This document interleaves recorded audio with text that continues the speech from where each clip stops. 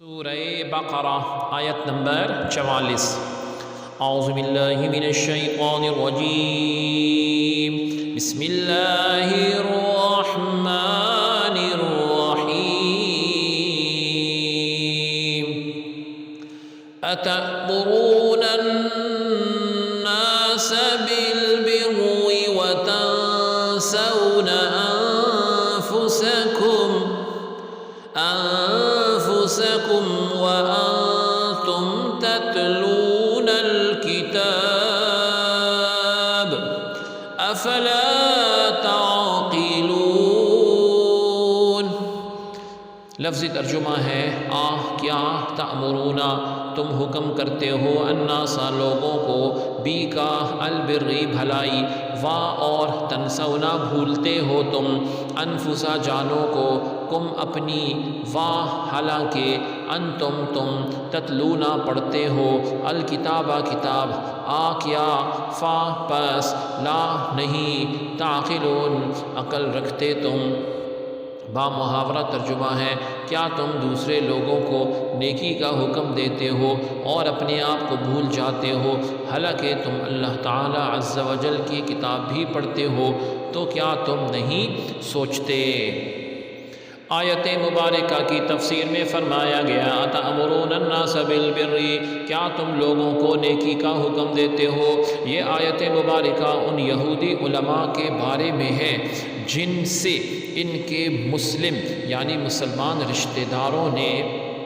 دین اسلام کے متعلق دریافت کیا، تو انہوں نے کہا تم اس دین پر قائم رہو، محمد صلی اللہ علیہ وسلم کا دین حق اور کلام سچا ہے۔ یا ان یہودیوں کے حق میں نازل ہوئی جنہوں نے مشرکین عرب کو رسول اللہ صلی اللہ علیہ وسلم کے مبعوث ہونے کی خبر دی تھی اور رسول اللہ صلی اللہ علیہ وسلم کی پیروی کرنے کی ہدایت کی تھی۔ پھر جب آپ تشریف لائے تو یہ ہدایت کرنے والے حسد سے خود کافر ہو گئے، تو انہیں فرمایا گیا کہ لوگوں کو نیکی کا حکم دیتے ہو، خود کو بھلاتے ہو۔ یاد رہے کہ اس آیت کا شان نزول خاص ہونے کے باوجود حکم عام ہے، ہر ایک کے لیے ہے کہ ہر نیکی کا حکم دینے والے کے لیے یہ عبرت اور نصیحت والی آیت ہے۔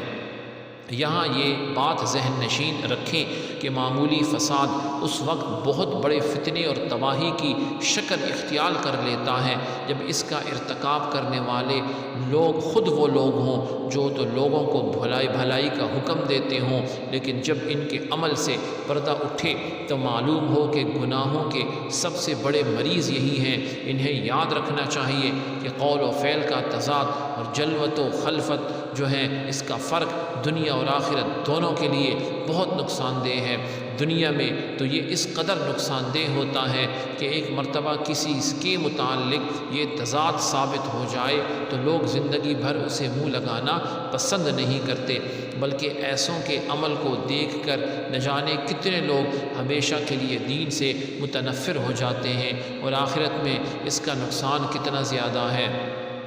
اس کا اندازہ اس روایت سے ہوتا ہے۔ حضرت عدی بن حاتم رضی اللہ عنہ سے روایت ہے، نبی علیہ السلام نے ارشاد فرمایا قیامت کے دن کچھ لوگوں کو جنت کی طرف لے جانے کا حکم ہوگا، یہاں تک کہ وہ جنت کے قریب پہنچ کر اس کی خوشبو سونگھیں گے، اس کے محلات اور اس میں اہل جنت کے لیے اللہ تعالیٰ کی تیار کردہ نعمتیں دیکھ لیں گے تو ندا آئے گی انہیں جنت سے لوٹا دو، کیونکہ ان کا جنت سے کوئی حصہ نہیں ہے۔ یہ بات سن کر وہ ایسی حسرت کے ساتھ لوٹیں گے کہ اس جیسی حسرت کے ساتھ اس سے پہلے لوگ نہ لوٹے ہوں گے۔ پھر وہ عرض کریں گے یا رب ذوالجلال، اگر تو اپنا ثواب اور اپنے اولیاء کے لیے تیار کردہ نعمتیں دکھانے سے پہلے ہی ہمیں جہنم میں داخل کر دیتا تو یہ ہم پر زیادہ آسان ہوتا۔ اللہ رب العزت فرمائے گا میں نے ارادتاً تمہارے ساتھ ایسا کیا ہے، اور اس کی وجہ یہ ہے جب تم تنہائی میں ہوتے تو بڑے بڑے گناہ کر کے میرے ساتھ اعلان جنگ کرتے، جب لوگوں سے ملتے تو عاجزی اور انکساری کے ساتھ ملتے تھے، تم لوگوں کو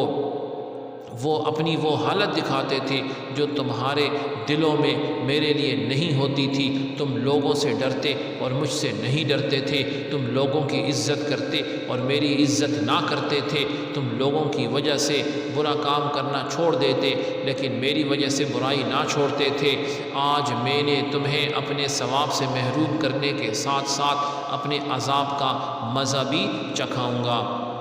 اور حضرت ابراہیم تیمی رحمۃ اللہ علیہ فرماتے ہیں، میں موت اور مرنے کے بعد ہڈیوں کی بوسیدگی کو یاد کرنے کے لیے کثرت سے قبرستان میں آتا جاتا تھا۔ ایک رات میں قبرستان میں تھا کہ مجھ پر نیند غالب ہو گئی اور میں سو گیا تو میں نے خواب میں ایک کھلی ہوئی قبر دیکھی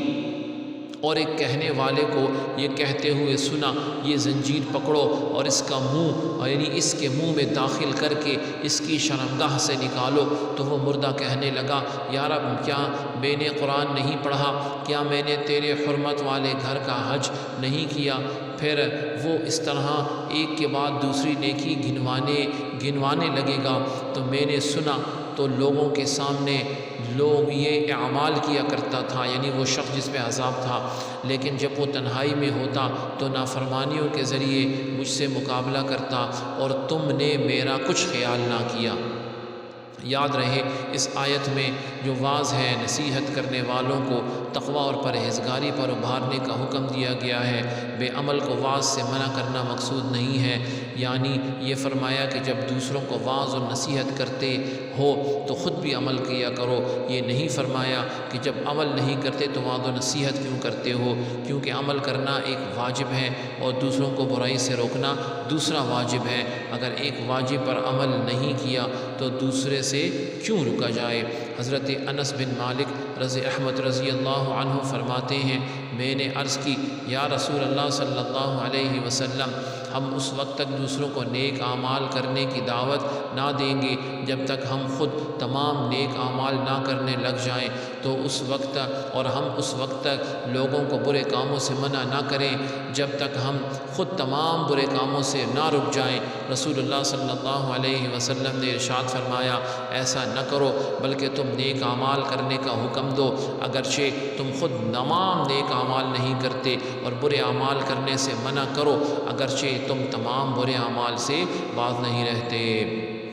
اللہ رب العزت ہمیں عمل کرنے کی توفیق عطا فرمائے۔ سبحانک اللہم و بحمدک، اشہد ان لا الہ الا انت، استغفرک و اتوب الیک، وصلی اللہ تعالی علی خیر خلقہ محمد وعلی آلہ واصحابہ اجمعین برحمتک یا ارحم الراحمین۔